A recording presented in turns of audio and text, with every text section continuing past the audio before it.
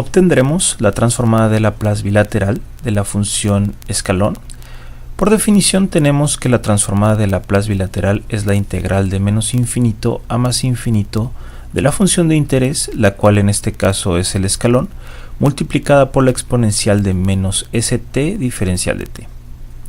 Dado que la función escalón es discontinua, podemos particionar la integral usando lo explicado en un video anterior, y por lo tanto queda de la siguiente manera.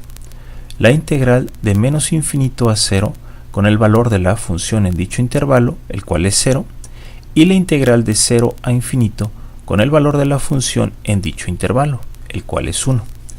Dado que el valor de la función en el intervalo de menos infinito a 0 es 0, tenemos que el producto es 0 y su integral es 0 también. Así queda únicamente la segunda integral, y por los intervalos de integración tenemos que esta coincide con la transformada de Laplace unilateral, también conocida simplemente como la transformada de Laplace.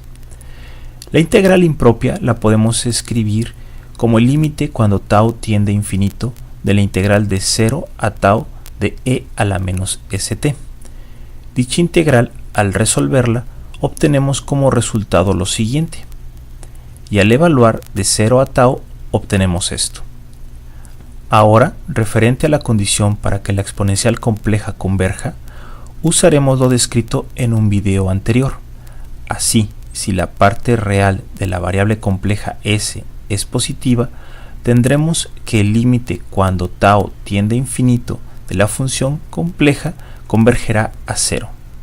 De esta forma, tenemos que la transformada de Laplace del escalón se reduce a menos 1 entre s, que multiplica 0 menos 1. Y finalmente, tenemos que la transformada de Laplace de la función escalón es 1 sobre s, donde la región de convergencia son valores de la variable compleja s, tales que su parte real es positiva.